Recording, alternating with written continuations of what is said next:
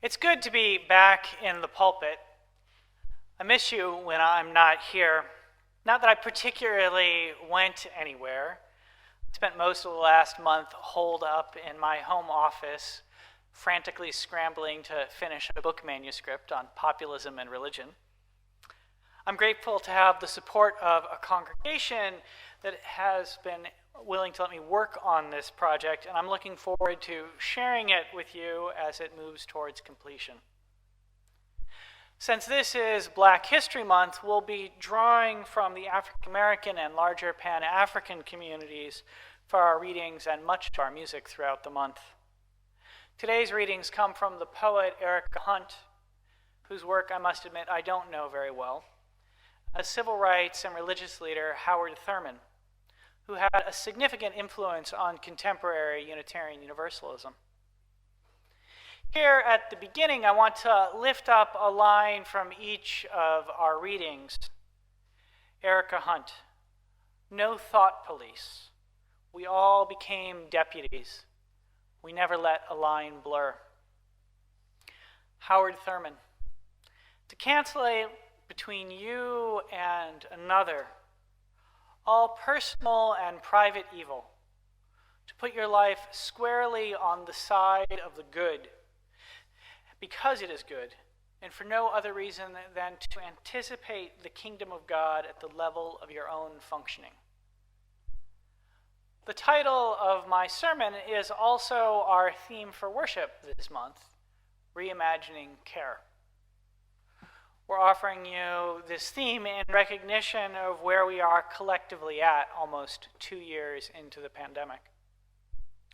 Lest there be confusion, the second we I'm referring to here is not just me and the worship leadership, or me and you and all the members and friends of the First Unitarian Universalist Church of Houston. When I say where are we collectively at, I mean where are all of us? All the people of the city of Houston, all the people of the state of Texas, all the people of the United States, indeed all of humanity. Where are we at almost 2 years into the pandemic? This week we passed the horrifying milestone of 900,000 COVID deaths in the United States. So it's appropriate time to reflect upon where we are. And where are we? Many of us are sick, even though for the vaccinated, the Omicron variant has been milder than the Delta variant. Hospitals are still overwhelmed. Many of us are grief-struck.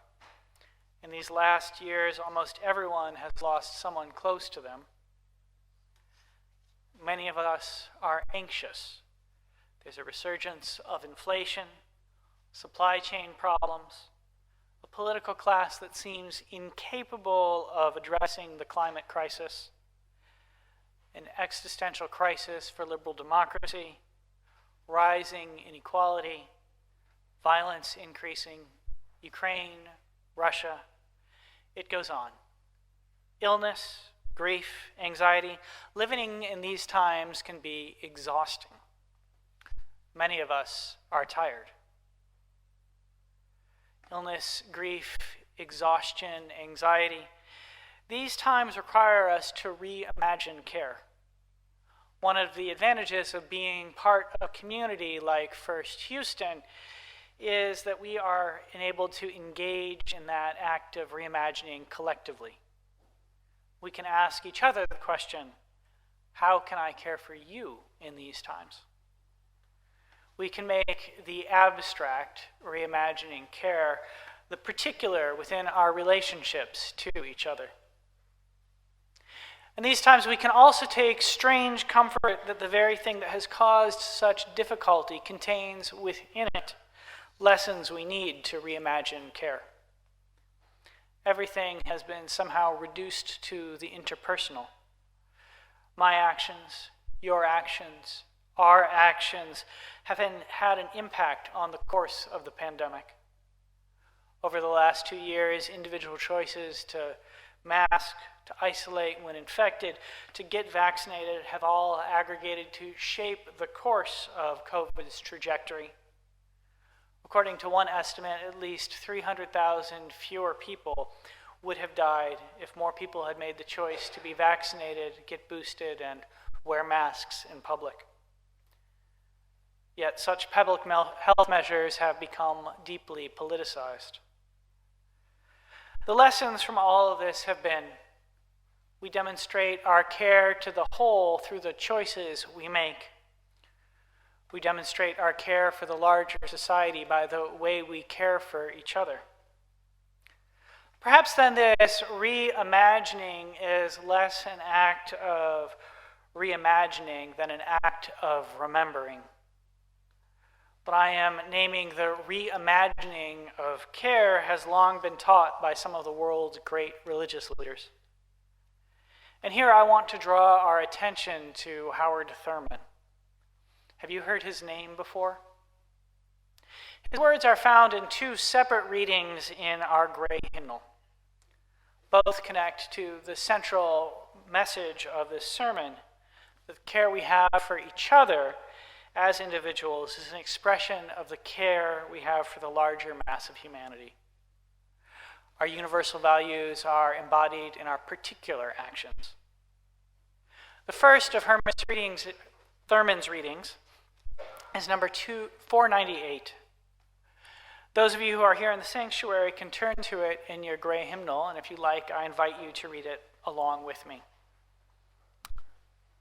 It runs: in the quietness of this place, surrounded by the all-pervading presence of the holy, my heart whispers, keep fresh before me the moments of my high resolve, that in good times or in tempests, I may not forget that to which my life is committed.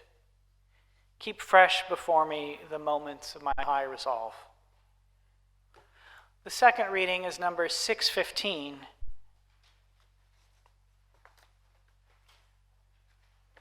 In somewhat dated and gendered language, it reads, when the song of the angels is stilled, when the star in the sky is gone, when the kings and princes are home, when the shepherds are back with their flock, the work of Christmas begins, to find the lost, to heal the broken, to feed the hungry, to release the prisoner, to rebuild the nations, to bring peace among the brothers, to make music in the heart. Each in their own way, these words from Thurman are meant to remind us that our highest aspirations, our universal values, are found in our particular actions. He prays to remember at all times, in good times or in tempests, the highest principles to which he has committed his life. He wants to recall the hope of that Christians speak of on Christmas, that it is something to be lived out, not just gestured to. Justice is what love looks like in public, as Cornel West would have it. Thurman was one of the great religious leaders within the civil rights movement. He was of a generation older than Martin Luther King Jr. Actually, he was a classmate of Martin Luther King Sr., colloquially known as Daddy King. And he was a significant influence on the spiritual development of his old friend's son. Thurman grew up in Florida at the dawn of the 20th century. It was a time when, in his words, for a black person, any encounter with a white person was inherently dangerous and frequently fatal. It was also a time when the Civil War, the horrors of the Confederacy, and slavery were still within living memory. After his father died, Thurman was raised in part by his maternal grandmother, Nancy. An intensely devout woman, she had been born into slavery and would occasionally recount to her grandson sermons she had heard during clandestine services held far from the ears of slave masters. In particular, Nancy liked to tell her grandson about the sermons of one preacher. It seems he would end each and every one of his services by pausing and then looking into the eyes of the members of his small congregation and telling them, remember, you aren't slaves, you're God's children. Actually, he would add another phrase in there between you aren't slaves and you are God's children, but I'm not going to sully this pulpit with that word. Remember, you are God's children. We contemporary Unitarian Universalists might prefer other language. Remember that you have inherent worth and dignity. Either way, I want to invite you to do something. If you're here in the sanctuary, I want to invite you to look at someone sitting near you and say one of two things. Either look at them and say, remember, you are one of God's children, or remember, you have inherent worth and dignity.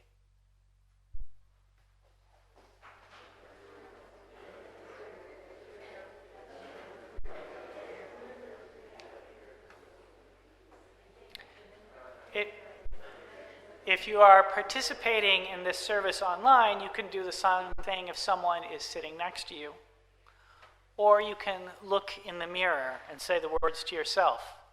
Remember, you are one of God's children. Remember, you have inherent worth and dignity. Thurman encouraged people to recall this truth throughout his long and influential career. It began when he earned a degree from Morehouse and then another from Rochester Theological Seminary, then started a career as a parish minister in Oberlin, Ohio. There he began to explore the truth that he was a child of God through a study of mysticism. He fell under the influence of Quakerism, with its emphasis on seeking a connection to God through the light within. It is entirely unfair to Thurman, just as it is entirely unfair to any of us, to attempt to summarize his span within the course of a few paragraphs. But I want us to move quickly past his biography to think about his theology. It contains much that might help us as we reimagine care in these difficult days. So let me just share with you a few of his career highlights. Thurman left his first parish for a joint faculty position at Morehouse and Spelman. There he served for 3 years before being appointed the Dean of Howard University's Rankin Chapel. A decade later, he returned to the parish, moving to San Francisco, where he founded the Church for the Fellowship of All Peoples. It's commonly regarded as the first intentionally interracial, intercultural, and interfaith church in the United States. In the early 50s, he resigned his pulpit in San Francisco in order to accept a position as Dean of Boston University's Marsh Chapel and Professor of Spiritual Disciplines. There he mentored Martin Luther King Jr., who was a doctoral student in theology. The scholar Gary Dorian has summarized the theology he taught in the chapel and in the classroom as a belief that all forms of violence, oppression, and prejudice offend the divine good. Remember that you are a child of God. Remember that you have inherent worth and dignity. Thurman's belief in the character of the divine and the stamp it impresses upon us is not the only reason why we turn to him this morning in our project of reimagining care. We can also look to him for his approach to social justice. Now, there's something of a common complaint that has been leveled against certain members of the clergy since time immemorial. It's that a few of us focus far too much energy on social justice and politics. The core of this complaint is a belief that there is a conflict between the pastoral and the prophetic, and that some clergy spend too much energy worrying about the state of the world and not enough energy worrying about the souls of their congregants. Thurman saw no conflict between the pastoral and the prophetic. The prophetic impulse for him began with the mystical. It began with the insight described in the 7th principle of our Unitarian Universalist Association, that there is an interdependent web of all existence of which we are each a part. In one text, Thurman described one of his mystical experiences. I walked along the beach of the Atlantic in the quiet stillness that can only be completely felt when the moment of the ocean is still and the tides steadily draw along the shore. I held my breath against the night and watched the stars etch their brightness on the face of the darkened canopy of the heavens. I had the sense that all things, the sea, the stand, the stars, the night, and I were one lung through which all of life breathed. Not only was I aware of a vast rhythm enveloping all, but I was part of it, and it was part of me. Have you ever had such an experience? A moment where you became aware of that fundamental, inescapable truth that we are all children of the same long-dead star. That you, star child, and I, star child, and this pulpit made from star stuff, and the pew or chair on which you sit, star stuff, are descended from the single luminous sphere. That the tree, not trees in general, but a single tree, with its folds of bark and smooth green leaves, and you are interconnected in a way so complicated and so profound that they escape any rendering in human language. That you and I are truly and completely bound up together into a single destiny.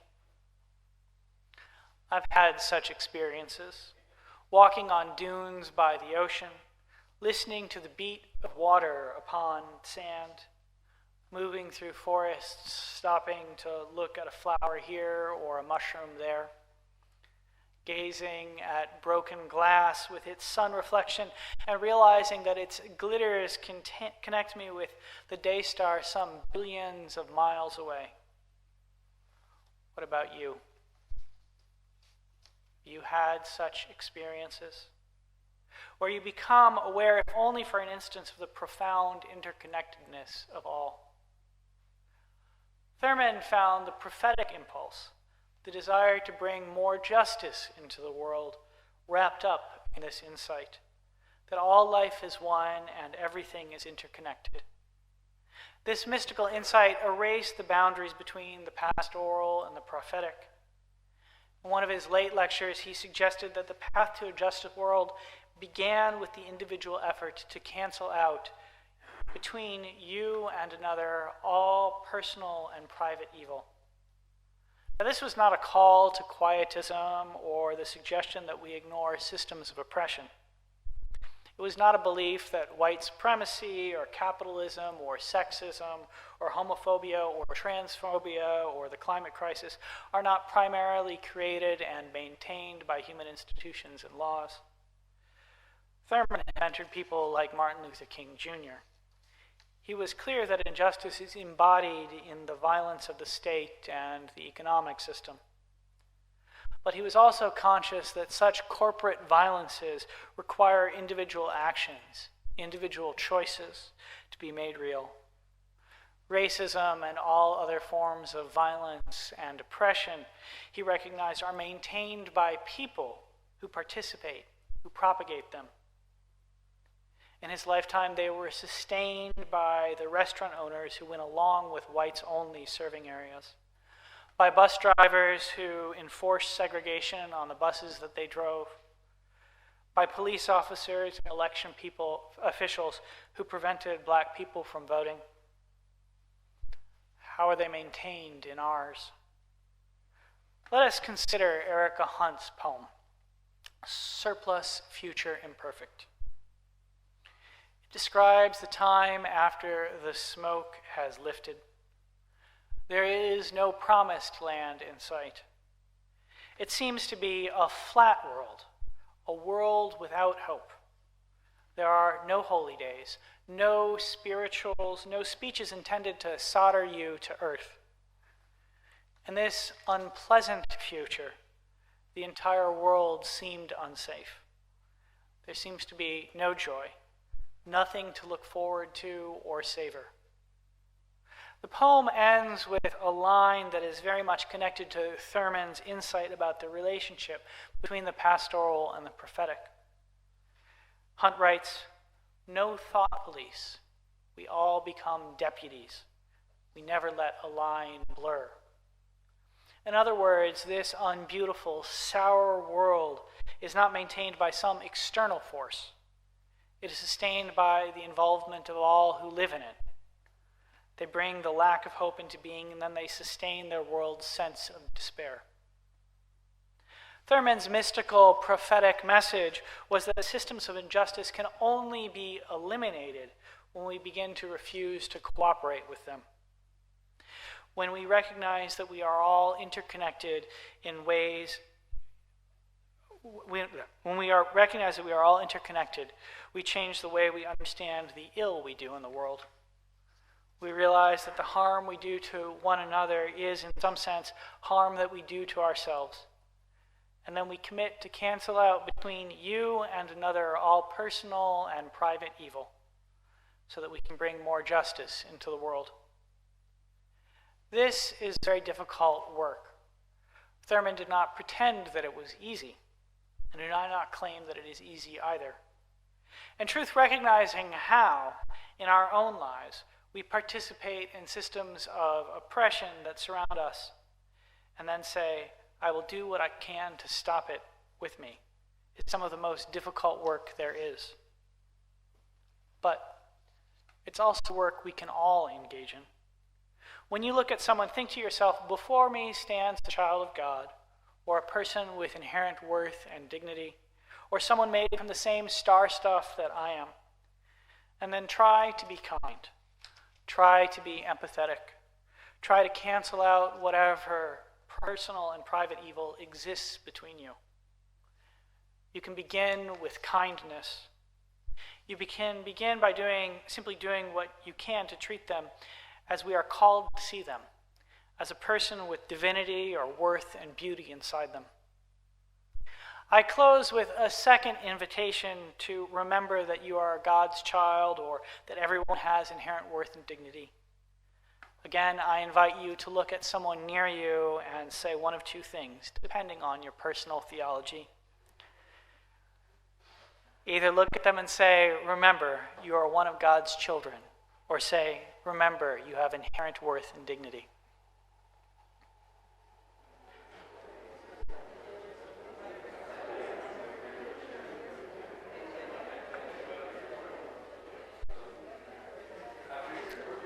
Remember, you are God's children. Remember, you have inherent worth and dignity. We are all bound up together, all interconnected. Let us remember this, for the path to justice and the path to reimagining care lie through this recollection. Amen, blessed be, and Ashe.